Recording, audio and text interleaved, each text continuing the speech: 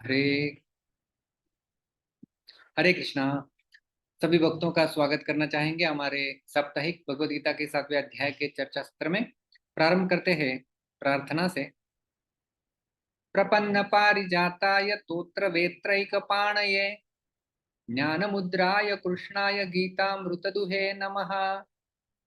ओम अज्ञानतिमिरान्धस्य ज्ञानाञ्जनशलाकया चक्षुरुन्मीलितं येन तस्मै श्रीगुरवे नमः।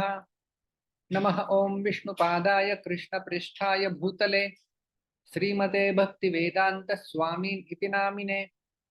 नमस्ते सारस्वते देवे गौरवाणी प्रचारिणे निर्विशेष शून्यवादी पाश्चात्य देशतारिणे। जय श्री कृष्ण चैतन्य प्रभु नित्यानंद श्री अद्वैत गदाधर श्रीवास आदि गौर भक्तवृंद।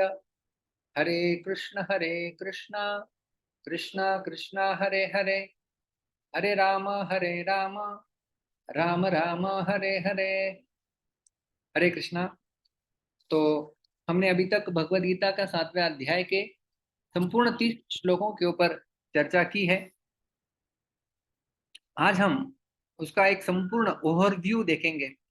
आपका यदि किसी का कोई सेशन मिस हुआ रहेगा तो वो भी आप वैसे संपूर्ण सेशन तो हमने बड़े बड़े लिए हुए हैं। श्लोक का उच्चारण करना, उसकी संधि को समझना, उसका अर्थ समझना, हर एक शब्द का अर्थ समझना और संपूर्ण पिछले श्लोकों के साथ अगले श्लोक का क्या संबंध है, इस प्रकार से हमने विस्तारित रूप से संपूर्ण अध्याय देखा है। तो जब हम शास्त्रों का अध्ययन करते हैं उसमें एक विधि होती है जिसको हम लोग कहते हैं विहंगावलोकन। विहंग का अर्थ होता है पक्षी। विहंग अवलोकन का अर्थ होता है कि जैसे पक्षी पंछी जब ऊपर उठता है तो उसे नीचे जैसे जैसे क्या क्या कुछ कुछ है वो सब दिखाई देता है। उसी प्रकार से विहंगावलोकन का अर्थ होता है कि जैसे हम लोग पक्षी ऊपर से देखता है उसी प्रकार से हम थोड़ा ऊपर उठ के देखेंगे कि समझ में आता है कि अच्छा ये गीता के ऐसे अध्याय है, ऐसे ये श्लोक है, अलग अलग बिखरे हुए समझते हैं। और जब हम बीच में चले जाते हैं तब एक ही श्लोक दिखता है। तो उस प्रकार से तो हम आज संपूर्ण 7वें अध्याय का विहंगावलोकन जो है वो करने वाले हैं। तो इसमें हमने देखा था कि किस प्रकार से ये जो अध्याय 7वां है जिसका शीर्षक है ज्ञान विज्ञान योग, यदि हम इसके छंद का अवलोकन करते हैं तो इसमें जो 30 श्लोक है ये सारे के सारे 30 श्लोक जो है वो अनुष्टुप छंद में है। अनुष्टुप छंद की ये विशेषता होती है कि उसके जो 4 पाद होते हैं एक श्लोक के, उसके हर एक पाद में जो है वो 8 8 अक्षर होते हैं। तो 8 अक्षर पहले पाद में, तो इस प्रकार से 8 गुना 4, तो इस प्रकार से 32 अक्षरों का एक श्लोक होता है और उसकी रचना विशेष होती है। तो ये अनुष्टुप छंद में जो है वो सारे 7वें अध्याय के श्लोक आते हैं। और यदि हम लोग पिछले अध्याय से संबंध देखें तो जो प्रथम 6 अध्याय है उनमें जीवात्मा को अभौतिक आत्मा के रूप में वर्णित किया गया है जो विभिन्न प्रकार के योगों द्वारा आत्म साक्षात्कार को प्राप्त हो सकता है। और खास करके जैसे अलग अलग योग दिए हुए हैं। और खास करके जो छठा अध्याय उसके अंत में स्पष्ट किया गया है कि मन को भगवान कृष्ण के ऊपर एकाग्र करना ही सर्वोच्च योग है। योगी नाम अपि सर्वेशा मद्गतेनांतरात्मना श्रद्धावान भजते यो माम समे युक्त तमो मतः। ये छठे अध्याय का लास्ट आखिरी श्लोक है, 47वां, इसमें कहा गया है। और जो 7वां अध्याय है इस अध्याय में भगवान कृष्ण जो है वो भक्ति योग की प्रक्रिया का विस्तृत रूप से समझाना शुरू करते हैं। तो इसलिए हमने देखा था यदि गीता के जो 18 अध्याय है उनका यदि विभाजन करें, पहले 6 अध्याय, बीच वाले 6 अध्याय और आखिर वाले 6 अध्याय, तो पहले 6 अध्याय जो है वो कर्मयोग के बारे में वर्णन करते हैं। छठे अध्याय में ध्यान योग भी आता है। और जो 7 से 12 है वो खास करके भक्ति योग के बारे में वर्णन करते हैं भगवान।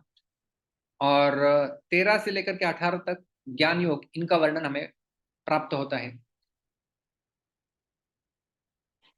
तो ये जो बीच वाले 7 अध्याय है, 6 अध्याय है, उसमें से पहला अध्याय मतलब भक्तियों का प्रारंभ भी होता है इस 7वें अध्याय से। तो यदि हम लोग देखें तो अभी हम संपूर्ण श्लोकों को देखने वाले हैं। तो सर्वप्रथम दिव्य कृष्ण प्रभु मैं आपको अनम्यूट करता हूँ, मैं जब बोलूंगा तब आप श्लोक का उच्चारण करने का। अ, तो इस अध्याय का हमने दिव्य कृष्ण प्रभु आप है? मैंने आपको अनम्यूट किया है।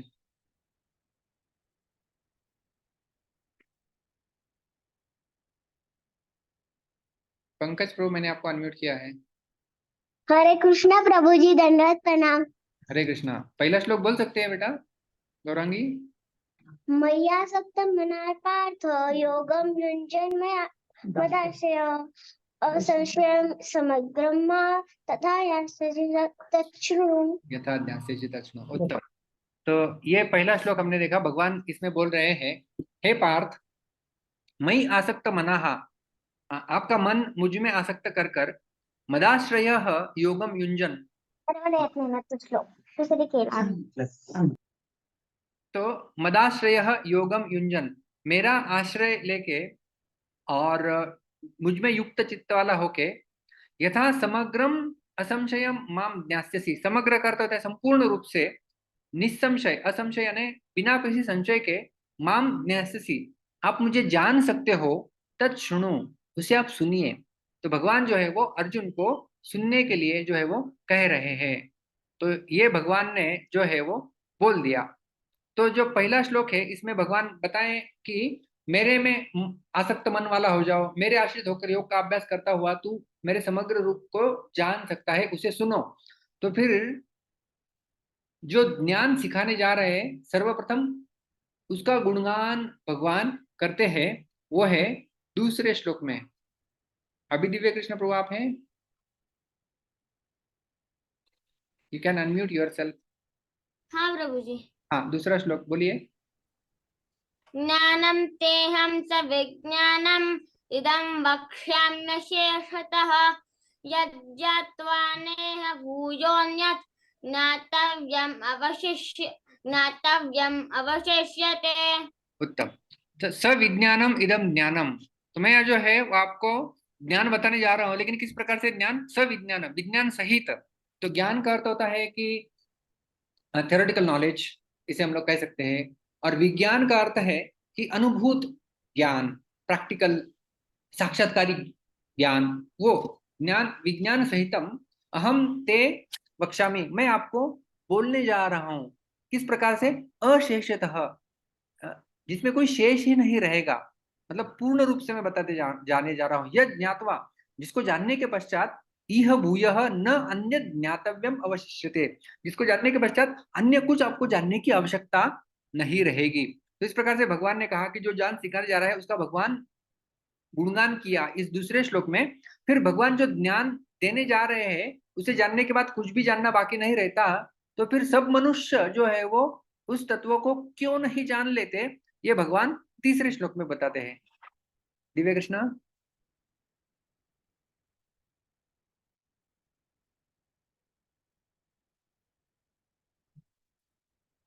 मनुष्याणाम सहस्रेषु कश्चिद यतति सिद्धये, यतताम अपि सिद्धानाम कश्चिन माम वेत्ति तत्वतः। भगवान कहते हैं कि सब लोग क्यों नहीं जानते, मनुष्याणाम सहस्रेषु, ऐसे सहस्त्र सहस्त्र जो है वो मनुष्य है, उनमें से कश्चित यतति सिद्ध है, केवल कुछ लोग होते हैं जो सिद्धि प्राप्त करने के लिए प्रयत्न करते हैं।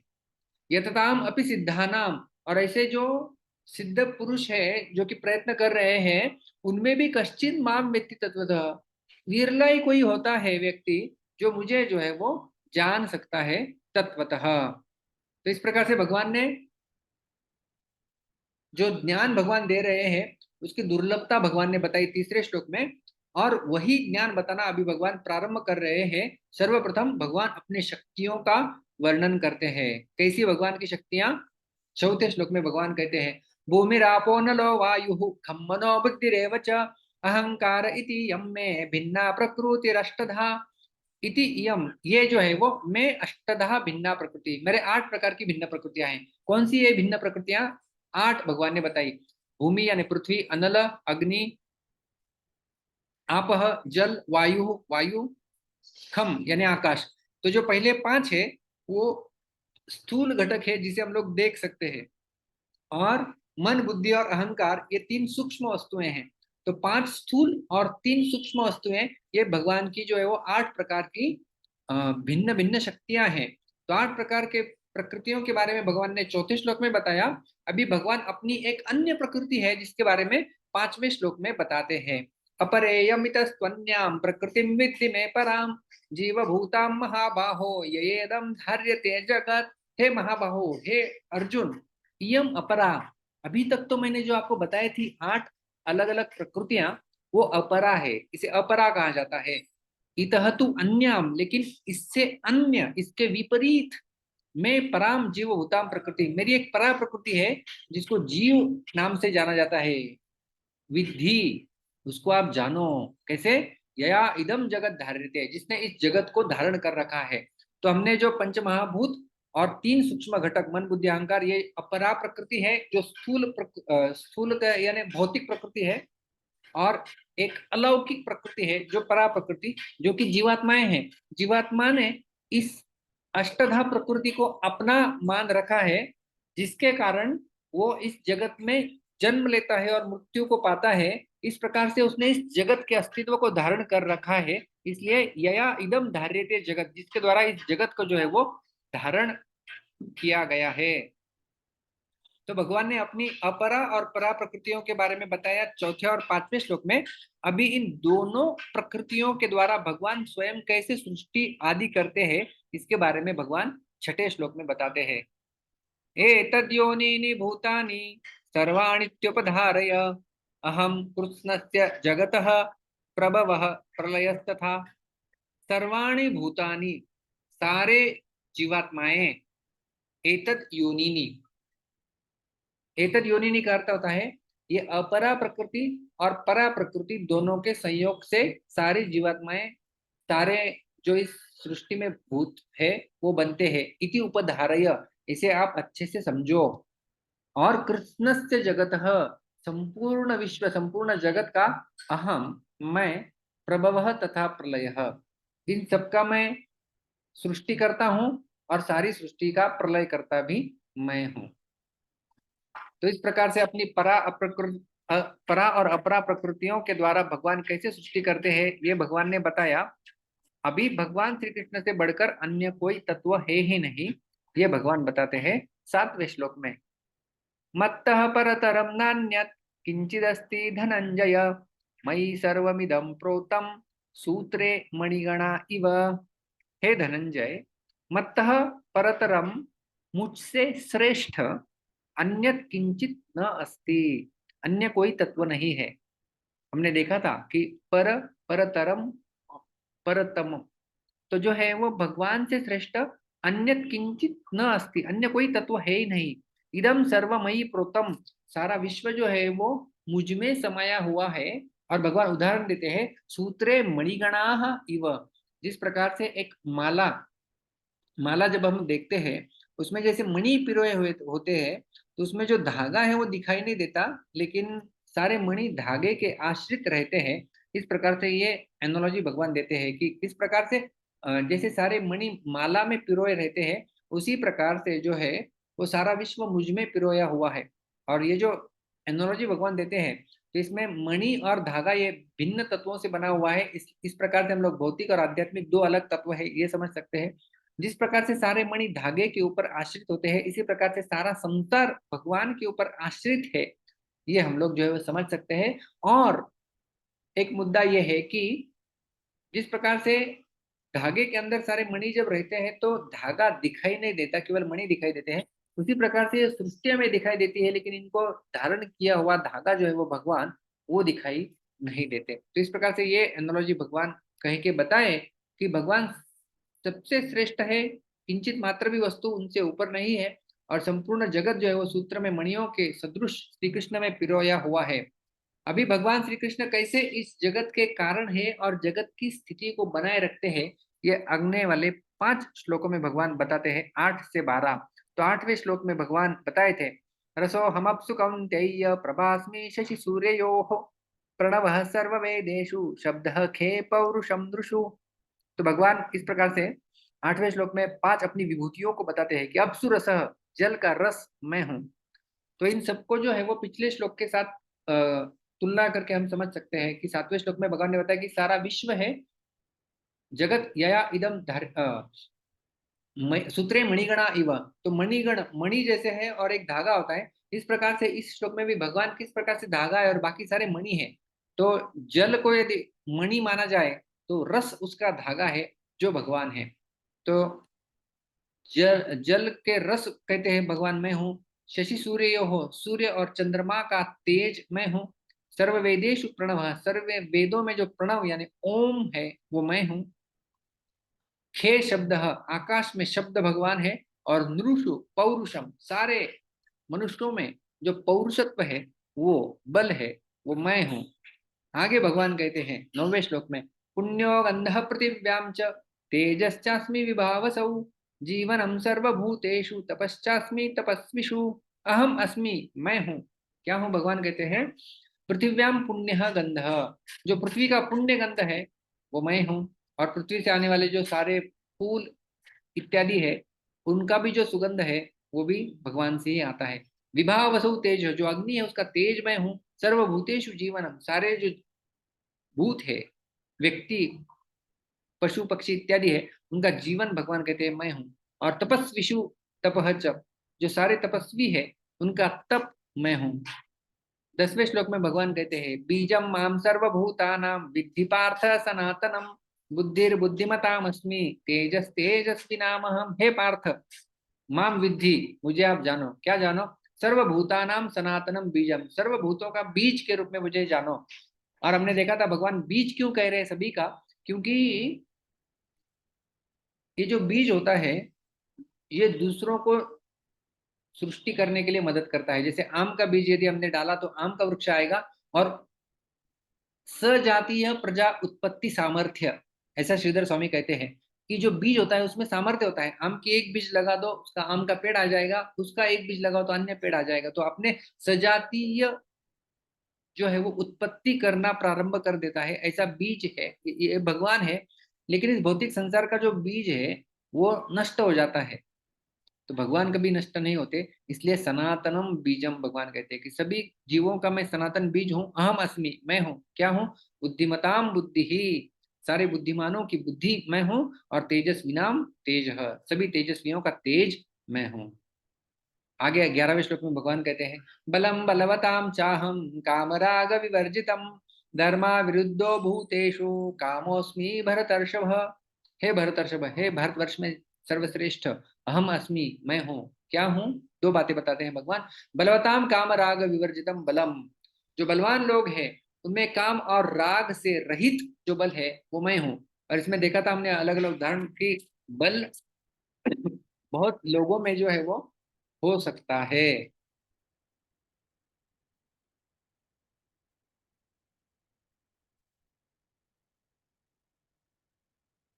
लेकिन वो बल काम और राग से सहित होता है। जैसे रावण का बल था वो काम और राग से सहित था, लेकिन उसके विपरीत जो हनुमान जी का बल था वो काम और राग से विवर्जित रहित था। तो इस प्रकार से भगवान जो है वो बलवानों में काम राग विवर्जित बल है। और भूतेषु धर्मा विरुद्ध काम च अहम अस्मि, कि सारे जो भूत है अर्थात सारे जो जीव है उनमें धर्म के अविरुद्ध यानी धर्मा के साथ रहने वाला जो काम है वो मैं हूँ। और हमने देखा था कि किस प्रकार से प्रजोत्पत्ति के लिए जो काम वासना प्रयोग की जाती है वो भगवान का ही जो है वो एक रूप है, उनकी वो शक्ति है। 12वें श्लोक में भगवान कहते हैं, दिव्य कृष्ण आप है, मैं आपको अनम्यूट कर रहा हूँ। हाँ प्रभु जी। हाँ आप रहो, एक एक श्लोक में बोलूंगा तो बोलने का। हाँ प्रभु जी चलेगा। 12वां श्लोक, ये चैव सात्विका भावा राजसास्तामसाश्च ये मत्त एवेति तान् विद्धि न त्वहं तेषु ते मयि। तो भगवान कहते हैं कि ये च एव,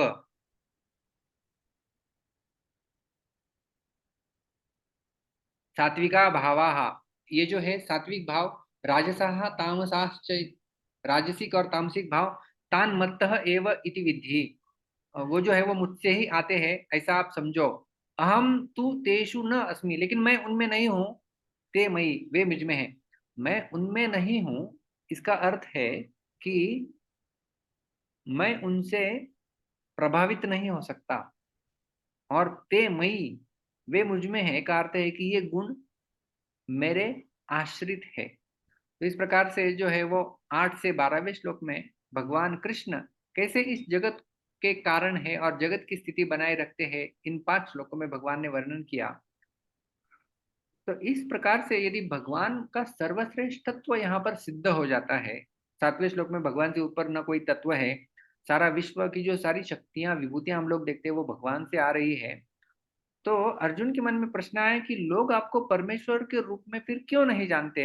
इसलिए भगवान 13वां श्लोक बोलते हैं। बोलिए। प्रभु जी, त्रिभिर्गुणमयैर्भावैः एभिः सर्वमिदं जगत् मोहितं नाभिजानाति मामेभ्यः परमव्ययम्। एभिः त्रिभिः गुणमयी भावैः, ये जो एभिः मतलब ये, त्रिभिः ये जो तीन है, गुणमयी भावैः ये जो तीन गुणमयी वाले भाव है, जो 12वें श्लोक में बताया ना, सात्विकी राजसी और तामसिक, इदम सर्वम जगत मोहितम, इन्होंने सर्व जगत को मोहित कर रखा है। इसलिए एभ्यः परम, इन तीन गुणों से जो परे हैं, कौन, माम मैं, कैसा, अव्ययम और परम, इन तीन गुणों से परे और जो अविनाशी है, इनको न अभिजानाति, ये लोग जो है वो तीन गुणों से मोहित होने के कारण भगवान को नहीं जानते हैं और इसलिए उनकी उपासना जो है वो नहीं करते हैं।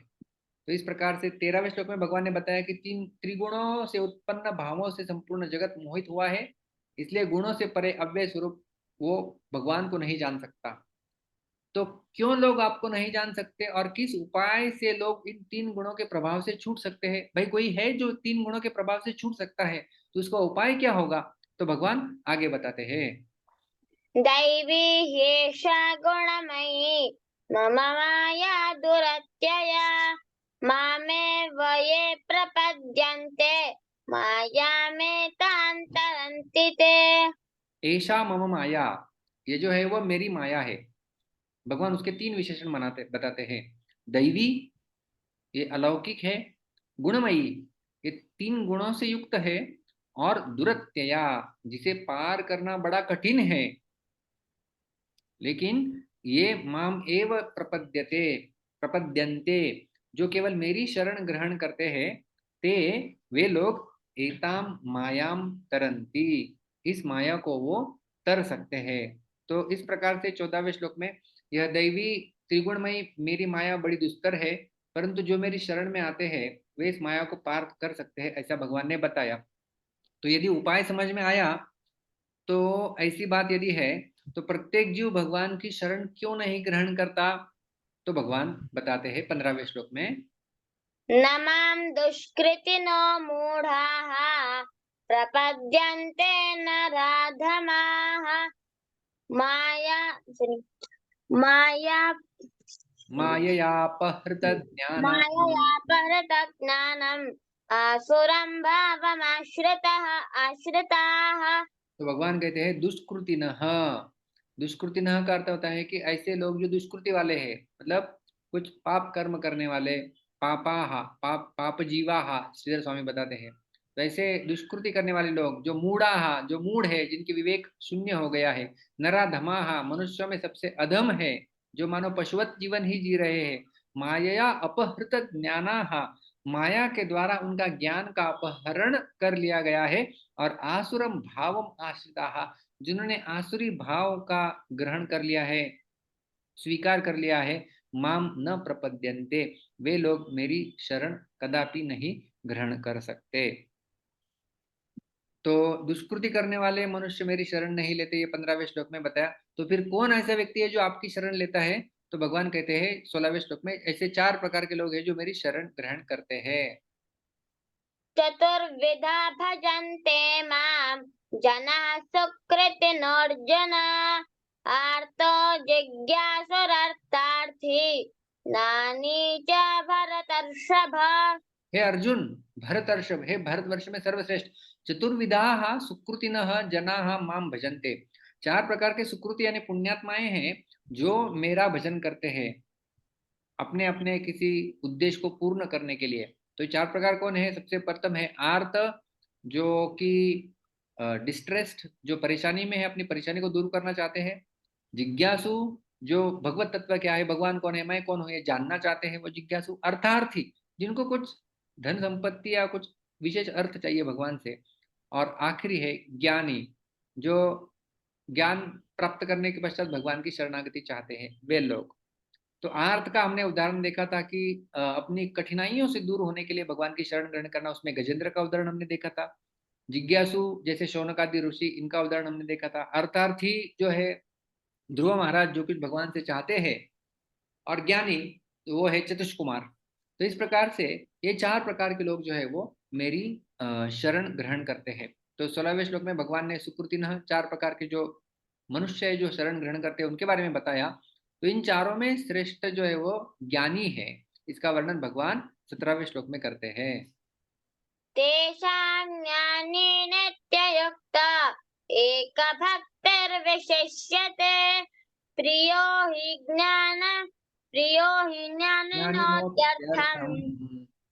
प्रियो हि ज्ञानिनोत्यर्थम् अहं स च मम प्रियः। तेषाम उन सब में मतलब किसमें, वो जो 4 प्रकार 16वें श्लोक में बताए थे उनमें नित्य युक्त, जो नित्य रूप में जिसका मन मुझ में लगा हुआ है, नित्य युक्त एक भक्ति ही, जो केवल एकमात्र भक्ति करता है। एकमात्र भक्ति करता है केवला भक्ति, जो केवल भगवान के अलावा मुझे और किसी का सहारा नहीं लेना है, उनके अलावा और कोई तत्व नहीं है श्रेष्ठ, वो है एक भक्ति। इस प्रकार के 2 विशेषणों वाला ज्ञानी विशिष्यते, ऐसा ज्ञानी विशेष है, वो मुझे प्रिय है। सहच मम प्रिय, वो मुझे प्रिय है। और अहम ही ज्ञानिनः अत्यर्थम प्रिय, उस ज्ञानी के लिए मैं प्रिय हूं और मेरे लिए वो मेरा प्रिय है, ऐसा भगवान बताते हैं। तो यदि चारों में ज्ञानी श्रेष्ठ है, ये भगवान ने बता दिया 17वें श्लोक में। यदि ज्ञानी श्रेष्ठ है तो जो बाकी है उनका क्या, उसके बारे में भगवान 18वें श्लोक में बताते हैं। उदारः सर्व एवैते ज्ञानी त्वात्मैव मे मतम् आस्थितः स युक्तात्मा मामेवानुत्तमां गतिम्। एते सर्वे एव उदाराः, भगवान बताते हैं कि ये जो सब लोग हैं, ज्ञानी तो मुझे प्रिय है, लेकिन ये सब लोग जो है वो उदार है। उदार भगवान कहते हैं, उदार भगवान के पास आ रहे हैं फिर भी उदार भगवान कहते हैं। क्यों कहते हैं? सर्वप्रथम कारण ये है कि क्योंकि जो कुछ भी हो गया उनके जीवन में, जो भी कुछ है वो भगवान के पास आए हुए हैं, ये उनकी उदारता है। दूसरा मुद्दा इसमें यह है कि भगवान उनकी कोई चीज पूर्त भी कर दे या करे नहीं भी, फिर भी वो भगवान को छोड़ के नहीं जाते हैं, ये उनकी उदारता है। इसलिए भगवान कहते हैं कि बाकी सब जो है चारों के चारों, ज्ञानी तो मुझे श्रेष्ठ है लेकिन बाकी उदार है। ज्ञानी तू आत्मा एवं में मतलब, लेकिन ज्ञानी जो है वो मेरा आत्मा है। सह ही युक्तात्मा, क्योंकि वो उसका मन हमेशा मुझ में लगा रहता है। अनुत्तमाम गति माम एव आस्थितः, अनुत्तमाम गति, मेरे से कोई श्रेष्ठ है ही नहीं गति, ऐसा मान के वो चलता रहता है। इसलिए वो मानो मेरा आत्मा ही है। भगवान ज्ञानी को अपना स्वरूप बोल रहे हैं। जैसे मुझे कुछ वस्तु प्रिय है तो उसके पीछे कुछ कारण होगा, इसलिए वो प्रिय है। लेकिन स्वयं को हम लोग स्वाभाविक रूप से प्रेम करते हैं, हर एक को अपन अच्छे लगते हैं स्वयं, है कि नहीं? दूसरे के ऊपर प्रेम करने के लिए कुछ गुण ढूंढना होता है, लेकिन हम स्वयं को अपने आप स्वाभाविक रूप से हम अपने आप को अच्छे लगते हैं, पसंद करते हैं। तो हमारा स्वरूप पसंद होता है। इसलिए भगवान को ज्ञानी देखिए कितना प्रिय होगा, मतलब प्रेमी भक्त, कि भगवान कि जिसका मन भगवान में सदैव लगा रहता है और भगवान से अलावा और कुछ नहीं जानता है। अनुत्तमाम गतिम, न उत्तम यस्मात् परः सह अनुत्तमाम गतिम, भगवान से परे कुछ और तत्व है ही नहीं, ऐसा उसका निश्चल विश्वास है। इसलिए भगवान कहते हैं कि ज्ञानी मतलब ये प्रेमी भक्त तो मानो मेरा ये स्वरूप ही है।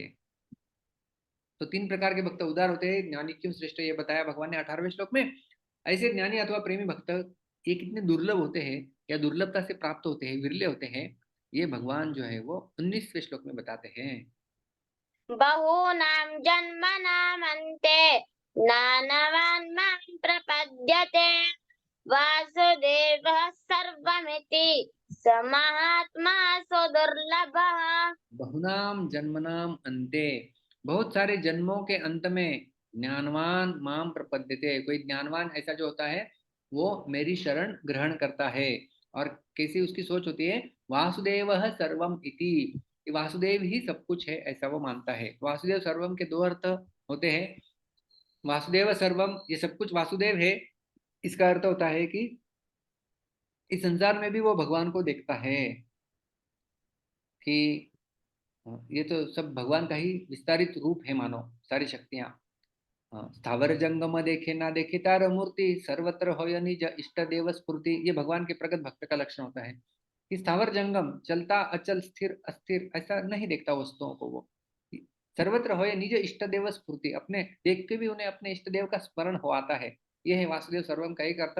और दूसरा वासुदेव सर्वम है कि वासुदेव ही सब कुछ है, मतलब वो वासुदेव आदि पुरुष है, वासुदेव सच्चिदानंद है, वासुदेव सबके स्रोत है, वासुदेव सर्वव्यापी है, वासुदेव सबके आश्रय स्थान है। तो आप ही हमारे माता है, आप ही हमारे पिता है, इस प्रकार से वासुदेव सर्व, ये दूसरा अर्थ है। तो ये दोनों अर्थों से वही यही समझता है कि वासुदेव सर्वमिति स महात्मा सुदुर्लभ, ऐसा महात्मा बड़ा दुर्लभ होता है। तो भगवान का ज्ञानी अथवा प्रेमी भक्त जो है यहाँ पर बड़ा दुर्लभ है। तो जो भगवान की महत्ता को समझकर भगवान की शरण लेते हैं, ऐसे भक्तों का वर्णन अभी तक किया गया है। 4 प्रकार के लोग शरण होते हैं, उसमें ज्ञानी श्रेष्ठ है। क्यों श्रेष्ठ है, तो ये 16 से 19 तक भगवान ने बताया। अभी जो है वो 20 से 22वें श्लोक तक, इन 3 श्लोकों में भगवान जो देवताओं की शरण ग्रहण करते हैं उनको फल क्या मिलता है, कौन लोग देवताओं की शरण ग्रहण करता है, इनका वर्णन करेंगे। भगवान 20वें श्लोक में बताते हैं, कामैस्तैस्तैहृतज्ञानः प्रपद्यन्तेऽन्यदेवताः तं तं नियममास्थाय प्रकृत्या नियतः स्वया। तैः तैः कामैः हृतज्ञानाः, उन उन कामनाओं के द्वारा उनका जो हृत ज्ञान, हृत का अर्थ होता है अपहरण करना, ज्ञान, ज्ञान का अपहरण हुआ है। तैः तैः 2 बार शब्द प्रयोग किया गया है, उन उन कामनाओं के द्वारा उनका ज्ञान चोरी हो गया है, अपहरण किया गया है। तो उन उन मतलब किन किन कामनाओं के द्वारा, 2 प्रकार की कामनाएं, इसलिए तैः तैः। एक है इस संसार में सुख पाना, इस लोक में सुख पाना, और दूसरा है परलोक में सुख पाना, मतलब स्वर्ग की अभिलाषा। तो इस लोक में सुख पाना मतलब भोग और ऐश्वर्य, और परलोक में सुख पाना मतलब स्वर्ग में चला जाना। तो उन उन तैः तैः कामय, उन प्रकार की कामनाओं से उसका ज्ञान का अपहरण हुआ है। और स्वया प्रकृत्या नियताया नियताहा, अपने स्वयं के प्रकृति के वश में रहते हुए। तो स्वयं की प्रकृति, यहाँ पर प्रकृति के 2 अर्थ है। प्रकृति यानी भौतिक प्रकृति जो 3 गुणों से युक्त है, उनके प्रभाव में आकर, और दूसरा है हमारी स्वयं का स्वभाव, विक प्रकृति जो बनी हुई है, कि पिछले वासनाओं के जो संस्कार आए हुए हैं उनके नियंत्रण में रहते हुए, तम तम नियमम आस्थाय, उन उन देवताओं की जो है वो पूजा करने के जो जो नियम है, बहुत नियम होते हैं देवताओं की पूजा के, ये दान, ये तप, ये व्रत, इस प्रकार से आस्थाय उनका आश्रय लेके अन्य देवता प्रपद्यन्ते, अन्य लोगों की जो है वो शरण ग्रहण करता है। तो कामनाओं के द्वारा जिसका ज्ञान का अपहरण हुआ है, वो अन्य देवताओं के पास शरण ग्रहण करता है। आगे श्लोक में भगवान कहते हैं, यो यो यां यां तनं भक्तः श्रद्धयार्चितुमिच्छति तस्य तस्य चलां श्रद्धां तामेव विदधाम्यहम् धाम्यहम्, विदधाम्यहम्। यह भक्तः यां यां तनुं श्रद्धया अर्चितुम इच्छति, जो भक्त याम याम तनुम श्रद्धया, जिन जिन रूपों के देवताओं की उपासना अर्चितुम इच्छति, अर्चता श्रद्धा पूर्वक अर्चना वो करना चाहता है, तस्य तस्य ताम एव श्रद्धाम अहम अचलाम विदधामि, उसकी श्रद्धा जो है वो मैं अचला कर देता हूँ। तो भगवान ही उस श्रद्धा को दृढ़ कर देते हैं। इसमें बहुत सारे प्रश्न हमने देखे थे कि क्यों भगवान उनमें श्रद्धा स्थिर कर देते हैं। क्यों, सर्वप्रथम भगवान हमारे स्वतंत्रता में जो है वो हाथ नहीं डालना चाहते। जो स्वतंत्रता रत्न भगवान ने हमें दे रखा है उसमें भगवान हलचल नहीं करते। तो उनकी वहां श्रद्धा है, तो उसको भगवान वही श्रद्धा जो है वो स्थिर कर देते हैं, लेकिन फिर भी यदि भगवान के द्वारा भी स्थिर की गई है तो भी व्यक्ति के अंदर ये सामर्थ्य होता है कि वो अपनी श्रद्धा को अलग जगह पर लगा सकता है। आगे भगवान कहते हैं 22वें श्लोक में, सतया श्रद्धया युक्तस्तस्य आराधनमीहते लभते च ततः कामान् मय्येव विहितान् हितान्। भगवान ने कहा कि वो श्रद्धा जो है वो उनमें स्थिर कर देते हैं। तया श्रद्धया युक्त, उस श्रद्धा से युक्त, सह वह व्यक्ति, तस्य आराधनम इहते, उन देवताओं की आराधना करता है, ततः च और उसके पश्चात, तान कामान लभते, जो भी कामनाएं उसकी पूर्ण हो जाती है, मया एव ही विहितान, वो तो मेरे द्वारा ही दी जाती है। तो देखिए, मनुष्य में जो भगवान के देवताओं के पास जा रहे हैं उसकी श्रद्धा भगवान ने दी। जो देवता उस जिनके पास वे मनुष्य आए, उन देवता ने उनकी कामनाओं को पूरा किया, वो पूरा करने की शक्ति भी भगवान ने उन देवताओं को दी है। तो देवताओं को जो शक्ति मिली हुई है दूसरों को वरदान देने की, दूसरों की कामनाओं को पूर्ण करने की, भगवान कहते हैं मया एव ही विहितान, वो तो मुझसे ही तो विहित होती है। तो भगवान ने इस प्रकार से 20 से 22 तीन श्लोकों में देवताओं की शरण और उनका वर्णन किया गया है।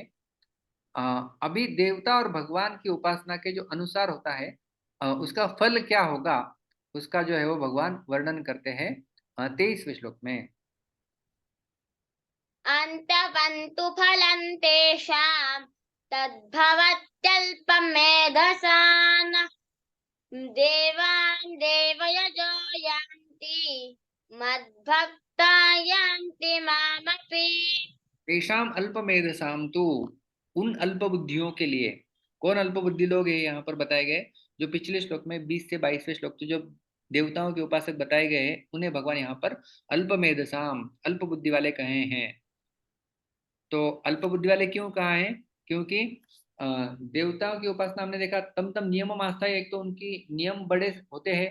भगवान कृष्ण के पूजा वर्षिप में कुछ नियम ही नहीं होते हैं। भगवान कहते पत्रम पुष्पम फलम तो यम योमे भक्त्या प्रयच्छति, तो कुछ नियम नहीं होते हैं। और दूसरा, यहाँ पर जो फल मिलने वाला है देवताओं के वर्षिप में, अंतवत तो फलम तेषाम, ऐसा फल मिलेगा जो अंत हो जाएगा उसका। लेकिन भगवान की पूजा का जो फल होता है उसका कोई अंत नहीं होता।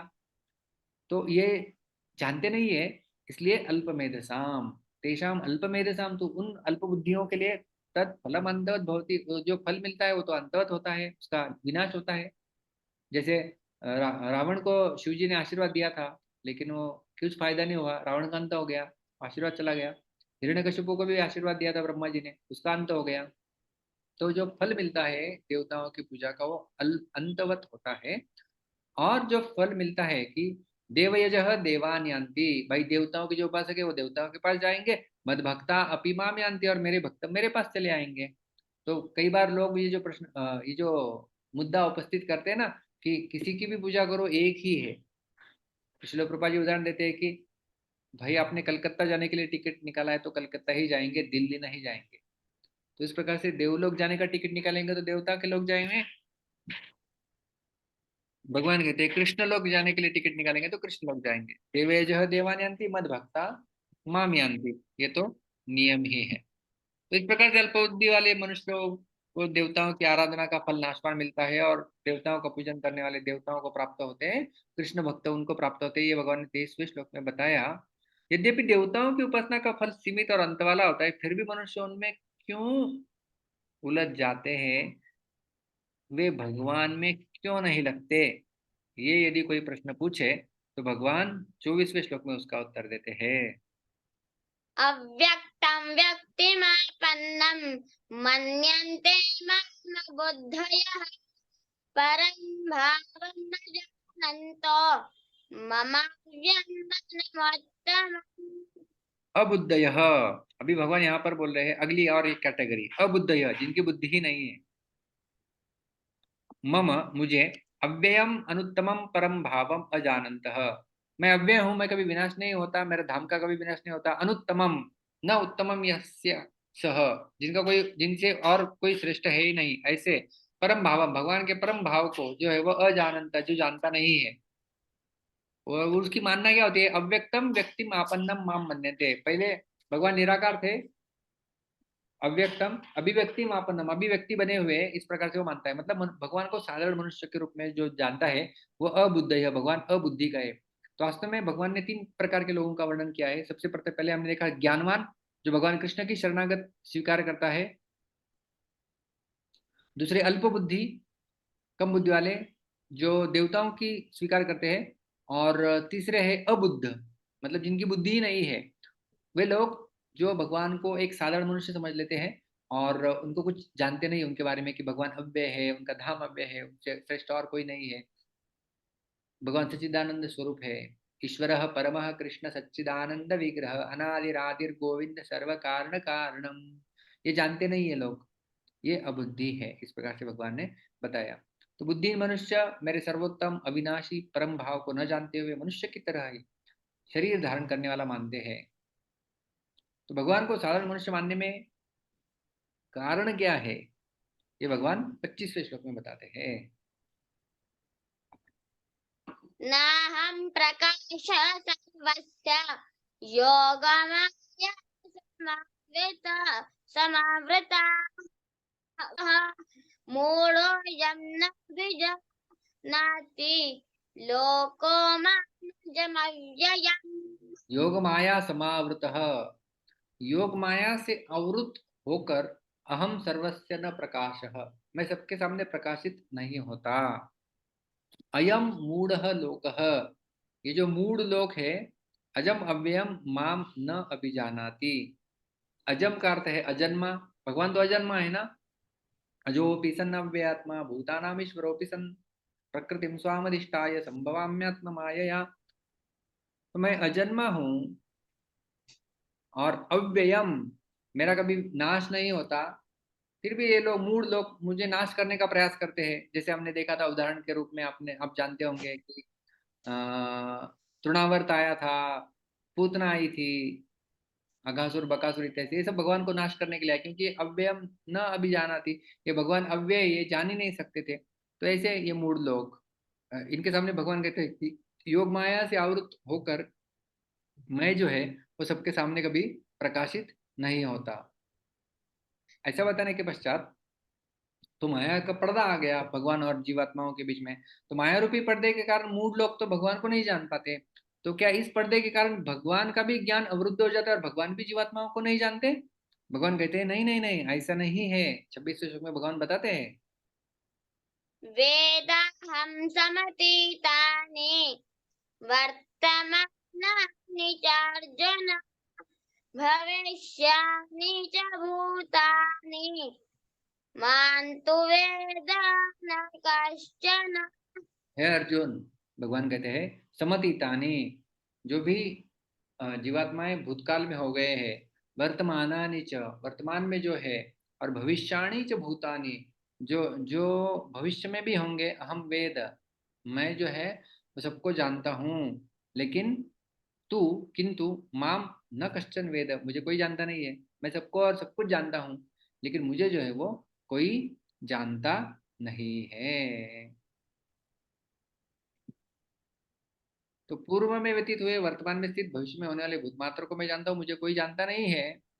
तो भगवान को न जानने में मुख्य कारण क्या है, भगवान 27वें श्लोक में बताते हैं। इच्छा द्वेष समर्थेन द्वन्द्वमोहेन भारत सर्वभूतानि सम्मोहं सर्गे यान्ति परन्तप।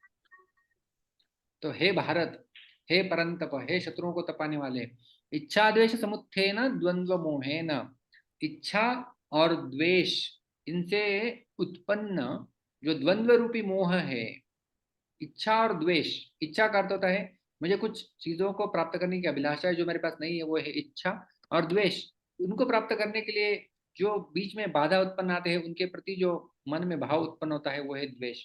तो इच्छा करता है काम और द्वेष करता है क्रोध। काम क्रोध, काम ऐश क्रोध ऐश रजोगुण समुद्भव, रजोगुण से जो उत्पन्न होते हैं।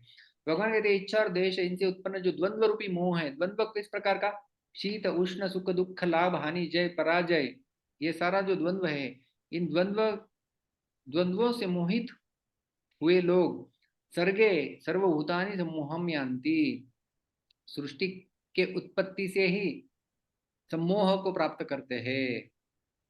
तो सम्मोह, मोह, और उसको उपसर्ग लगाया गया है सम, तो सम्यक रूपेण मोह।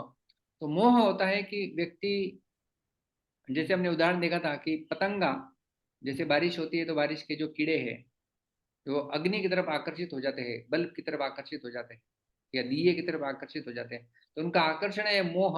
लेकिन जब सम्मोह हो जाता है, इतने आकर्षित हो जाते हैं कि मुझे यही से सुख मिलने वाला है, उसमें अपनी जान की गंवा बैठते हैं, तो ये है सम्मोह। इसलिए भगवान अर्जुन को यहाँ पर प्रयोग किए गए हैं परंतप, अपने शत्रुओं को तपाने वाले। इस प्रकार के सम्मोह रूपी शत्रुओं को ऊपर आप विजय प्राप्त कर लो, ऐसा भगवान जो है वो कहते हैं। तो भगवान को न जानने में मुख्य कारण ईश्वर देश द्वेष, इच्छा और द्वेष, उससे जो उत्पन्न द्वंद्व मोह भगवान ने बताया। तो किस प्रकार जीव जो है वो इच्छा और द्वेष के द्वंद्व से मुक्त होकर भगवान का भजन कर सकता है, इसका उत्तर भगवान 28वें श्लोक में देते हैं। येषां त्वन्तगतं पापं जनानां पुण्यकर्मणः ते द्वन्द्वमोहनिर्मुक्ताः भजन्ते मां दृढव्रताः।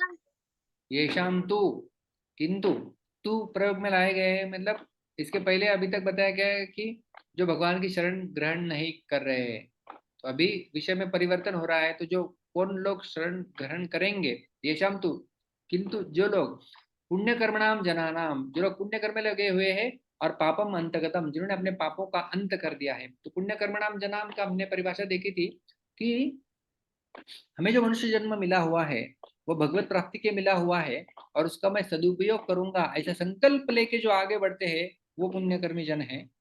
और पापम अंतगतम, जिन्होंने पाप कर्म करना छोड़ दिया है। हमने देखा था धर्म के जो प्रमुख 4 आधार स्तंभ है, सत्यम, शौचम, दया, तपह, इनको पालन करते हुए जो लोग जीवन जीते हैं, यानी no meat eating, no intoxication, no gambling, no illicit sex, इन नियमों का जो पालन करते हैं, वो उनके जो पाप चले गए हैं, ते, वे लोग द्वंद्व मोह निर्मुक्ता, द्वंद्व रूपी मोह से मुक्त होकर दृढ़ व्रता, दृढ़ता पूर्वक जो है वो माम भजनते, मेरे भजन में जो है वो लग सकते हैं।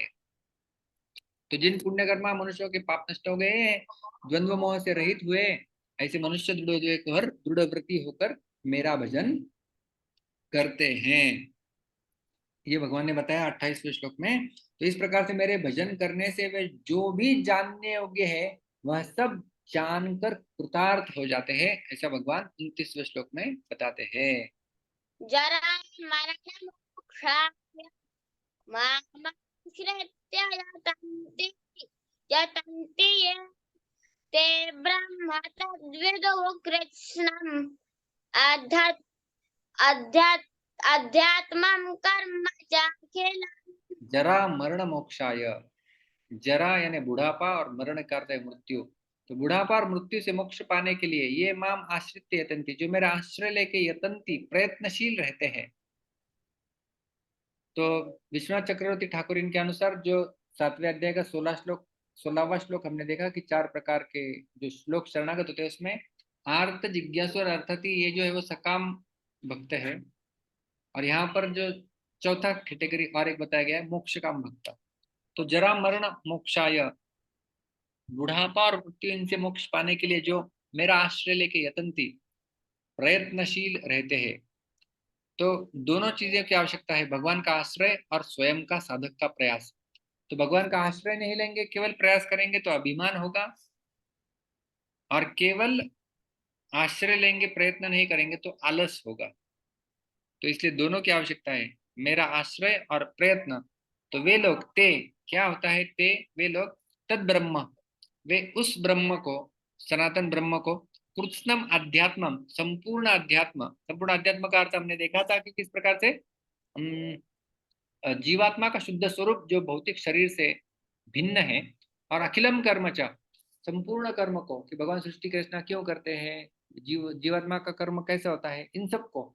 और इसके साथ साथ श्रीधर स्वामी बताते हैं कि ये जो साध्य हमने बताया तद ब्रह्म तत्प्राप्त्यर्थम साधन भूतम अखिलम कर्म, तो उस ब्रह्म को प्राप्त करने के लिए जो विधियां हैं उसे भी कर्म कहा गया है, उनको भी, भक्ति की विधि को भी वह व्यक्ति विदुहु, जान लेते हैं। तो मेरे भजन करने से जो जानने योग्य है वो सब कुछ जानकर कृतार्थ होते हैं। 29वें श्लोक में बताया ऐसे साधकों के लिए योग भ्रष्ट होने का कभी भय नहीं होता है। ये भगवान 30वें श्लोक में बताते हैं। साधिभूत साधिभूत धिदैवं मां साधियज्ञं च ये विदुः प्रयाणकाले च मां ते विदुर्युक्तचेतसः। ये वे लोग स अधिभूतम, अधिभूत का अर्थ है संपूर्ण सृष्टि जो पंच महाभूतों से बनी हुई है, उस सृष्टि के साथ स अधिभूतम, स अधिदैवम, अधिदैव का अर्थ होता है ब्रह्मा जी और अन्य देवता, उन सबके साथ, और स अधियज्ञम च, अधियज्ञम च का अर्थ होता है कि संपूर्ण जो कि भगवान अंतर्यामी के रूप में श्रीदक्षाई विष्णु के रूप में जब बैठे हुए हैं उनके साथ माम विदुहु मुझे जानता है। तो अधिभूत के साथ, अधिदैव के साथ और अधियज्ञ के साथ जो माम विदुहु मुझे जानते हैं, तेज युक्त चेतसः, जिन वे लोग जिनका मन मुझ में सदैव लगा हुआ है, प्रयाण काले अपि माम विदुहु, वो मृत्यु समय में भी जो है वो मुझे जान पाते हैं। हमने देखा था कि जो जैसा योग भ्रष्ट योगी छठे अध्याय का काम योगाचलित मानस काम गतिम कृष्ण गच्छति, जिसका मन विचलित हो गया है उसको कौन सी गति प्राप्त होती है, ऐसा अर्जुन ने जो प्रश्न पूछा था। तो यहाँ पर जो है वो विचलित मन होने का सवाल नहीं है, क्योंकि युक्त चेतस है, इसलिए मृत्यु समय में वह व्यक्ति जो है वो मुझे जान पाएगा, ऐसा भगवान जो है वो इस 30वें श्लोक में बताए। तो इस प्रकार से जो 29 में 30 आखिरी श्लोक जो 2 श्लोक है उनमें एक विशेष बात भगवान बताते हैं। वास्तव में कर्मयोगी और ज्ञान योगी ये भी जन्म मृत्यु से मुक्त हो जाते हैं, किंतु भगवान के भक्त जो है वो जन्म मृत्यु से मुक्त होने के साथ साथ भगवान के समग्र रूप को भी जानते हैं, भगवान को जानते हैं वो अच्छे से, क्योंकि कर्मयोगी ज्ञान योगी प्रारंभ से अपनी साधना में निष्ठा होती है, और भक्ति योग में भक्त प्रारंभ से ही भगवान निष्ठ होता है, और भगवान निष्ठ होने से भगवान की कृपा उसके ऊपर होती है, जिसके कारण समग्र रूप का उसे ज्ञान हो जाता है। तो भगवान का भक्त कैसा बड़ा विशेष होता है, ये यहाँ पर जो है वो भगवान बताते हैं। तो इस प्रकार से संपूर्ण 7वां अध्याय जब हम देखते हैं उसके पहले श्लोक से लेकर के 30वें श्लोक तक, तो यहाँ पर एक थ्रेड हमें दिखाई देता है कि पहले श्लोक में भगवान ने जो कहा था कि मयि आसक्त मनः पार्थ योगम युञ्जन मदाश्रयः असंशयम समग्रम माम यथा ज्ञास्यसि तच्छु, मद आश्रय जो शब्द का प्रयोग किया था, तो 29वें श्लोक में उसका उपसंहार भगवान कर रहे हैं मामाश्रित्य कह के, जरा मरण मोक्षाय मामाश्रित्य यतन्ति ये ते ब्रह्म तद्विदुः कृत्स्नम् अध्यात्मं कर्म चाखिलम। तो माम आश्रित्य, मदाश्रय पहले श्लोक में, और 29वें श्लोक में माम आश्रित्य, समग्रम का अर्थ है संपूर्ण रूप से मुझे कैसे जान सकोगे, तो कृत्स्नम का अर्थ भी संपूर्ण है, अखिलम का अर्थ भी संपूर्ण है, तो ये संपूर्ण रूप से जानना हो गया। और जो पहला श्लोक वो 30वें श्लोक के साथ भी संबंध रखता है, मई आसक्त मनः का अर्थ होता है युक्त चेतस, जिसका मन मुझ में लगा हुआ है, और यथा ज्ञास्यसि तच्छृणु, जैसे जान पाओगे, यहाँ पर भगवान कहते हैं विदुहु, वह जान सकता है। तो इस प्रकार से संपूर्ण हमारा पहला श्लोक से लेकर के 30वें श्लोक तक जो संबंध है वो हमने देखा। यदि हम लोग उसका अवलोकन विभाजित करके देखना चाहें तो पहले 3 श्लोकों में भगवान कृष्ण के बारे में जो ज्ञान है उसकी महिमा का वर्णन किया गया है। चौथे से 12वें श्लोक तक भगवान की जो शक्तियां हैं अलग अलग, उनके बारे में ज्ञान हमें मिला। 13 से 19 में भगवान कृष्ण के प्रति शरणागत भक्त कौन होता है उनके बारे में जानकारी मिली। 20 से 25 में जो देवताओं की पूजा करते हैं या निराकारवाद, उनकी हमें जानकारी मिली। और 26 से 30वें श्लोक तक माया के भ्रम से कृष्ण की भक्ति की और कैसे कोई व्यक्ति जा सकता है भगवान की कृपा से, भगवान की शरणागत होके, ये जो है वो हमने जो है वो चर्चा की।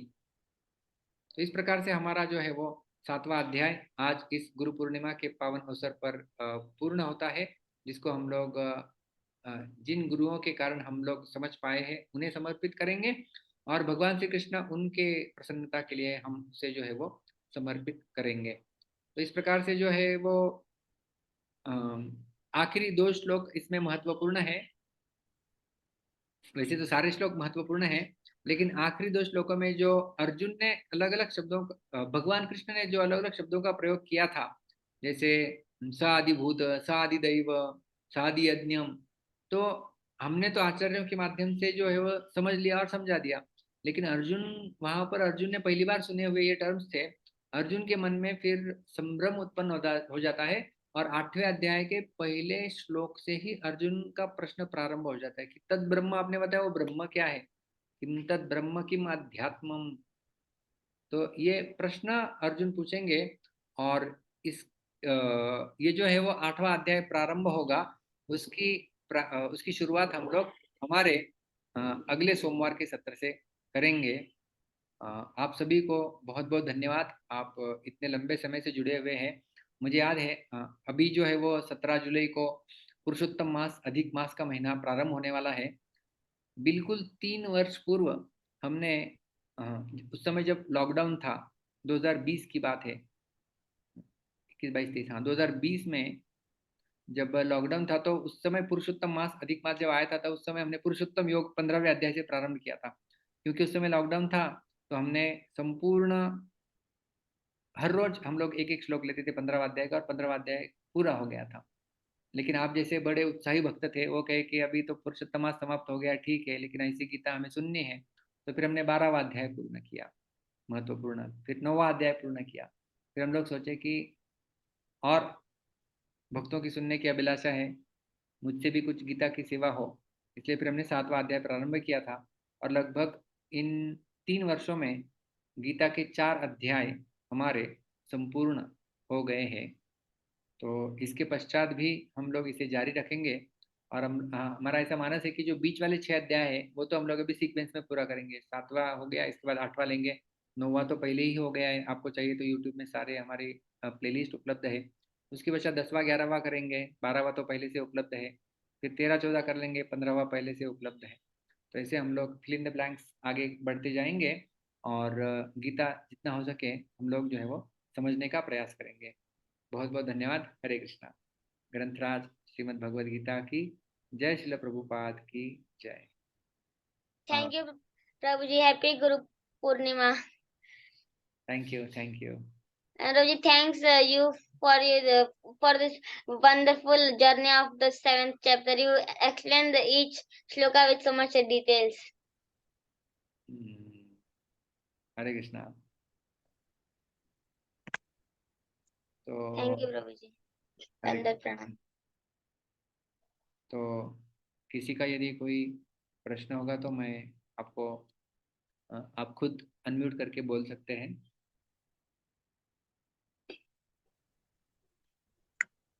हरे कृष्णा प्रभु जी, धन्यवाद, प्रणाम। हरे कृष्णा। हरे कृष्णा प्रभु जी, मैं तो ज्यादा देर से नहीं, अभी क्लासेस आपकी स्टार्ट की थी मैंने, कोई 10-15 दिन से ही पहले। तो अच्छा है, आपकी क्लास बड़ी अच्छी है। वैसे मैं उसमें सुनती थी आपके लेक्चर, तो जुड़ी तो मैं वहाँ से, नासिक वाले टेम्पल के जो भगवान है वो राधा कृष्णा मुझे बहुत अच्छे लगते थे, तो उन्हीं से फिर आगे आपसे जुड़ गई मैं। तो अच्छा है, आपके श्लोक थोड़ा कुछ सीखने को मिल रहा है।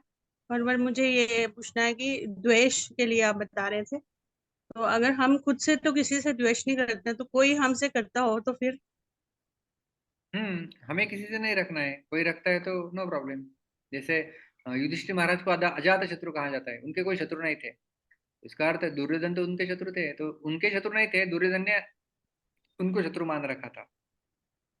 हम्म, दुर्योधन ने युधिष्ठिर महाराज को शत्रु जान रखा था, तो युधिष्ठिर महाराज ने उनको शत्रुत्व नहीं माना था, तो अपना कार्य करते थे। तो इसलिए हमें किसी का द्वेष करना नहीं है। हम जब हम किसी का द्वेष करते तो वो भगवान का द्वेष हो गया, क्योंकि हर कोई व्यक्ति भगवान का अंश है। तो हमें किसी का द्वेष नहीं करना चाहिए। हम्म, हरे कृष्ण प्रभु जी। ठीक है, हरे हरे कृष्ण, कृष्ण धन्यवाद। माता जी। पंचांग प्रणाम प्रभु जी, गुरु पूर्णिमा के उपलक्ष्य पे पंचांग प्रणाम। प्रभु जी, ये प्रश्न जानना था, ये उत्तर जानना था कि हम अगर किसी से कुछ वजह से डिस्टेंस रखते हो, मतलब सहजता से बात नहीं कर पाते हो, तो ये क्या द्वेष हो सकता है? अगर पहले किसी ने कुछ किया हो हमारे साथ हाँ, वो बहुत कभी लंबे समय तक। कभी वो मनमुटाव भी हो सकता है। मनमुटाव हो सकता है कि जैसे मनों की दूरी हो जाती है, इसके कारण भी कभी कभी जो है वो संबंधों में दूरी आ सकती है। तो नॉट नेसेसरी द्वेष, वो द्वेष नहीं हो सकता। तो हम अगर उनके बारे में कुछ बुरा चाहे उसे द्वेष हाँ कहेंगे तो? जी जी, हम किसी एनवी इस अच्छा, वजह से कहते हैं कि हम किसी का बुरा चाहे, बुरा करने की इच्छा करें या बुरा करें, इससे फिर जो है फिर वो ठीक द्वेष होता है। ठीक है। ठीक है, हम लोग हरे यहाँ पे रुकेंगे। बहुत बहुत धन्यवाद। हाउ टू नो, किसी का प्रश्न है? Things happen.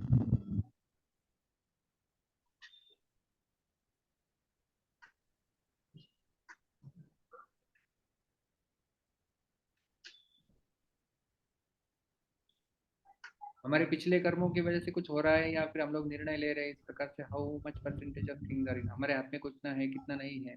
देखिए गीता के चौथे अध्याय में भगवान कहते हैं कर्मणा गहनो गति ही, कर्म की गति जो है वो बड़ी गहन होती है, हम सब कुछ पूर्ण रूप से उसे समझ नहीं सकते।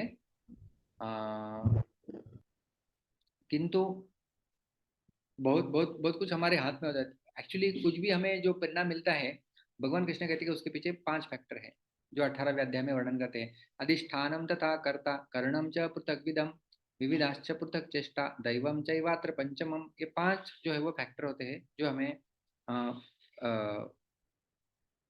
कुछ चीजें प्रदान करते हैं, सक्सेस देते हैं नहीं देते हैं। तो अधिष्ठान की जगह क्या है, था करता, करने वाला कौन है, कर्णम, इंस्ट्रूमेंट्स कौन से है, साधन कौन से है, विविधाश्च पृथक चेष्टा, आपके प्रयत्न कितने हैं, तो डिसीजन भी आपके प्रयत्न में आ गया। और अगला आता है दैव, दैव मतलब अपने पिछले कर्मों के सब कुछ परिणाम और उसके साथ साथ भगवान की कृपा, तो ये भी जो है वो दैव है। तो इस प्रकार से 5 घटक एकत्रित आके जो है वो हमें उसका परिणाम मिलता है। तो केवल उसके पीछे एक ही जो है वो वस्तु नहीं होती है। जब हम इस श्लोक के ऊपर चर्चा करेंगे तो और विस्तार से जो है उसकी चर्चा की जा सकती है। बहुत बहुत धन्यवाद। हरे कृष्णा। ग्रंथराज श्रीमद् भगवद गीता की जय। श्रील प्रभुपाद की जय।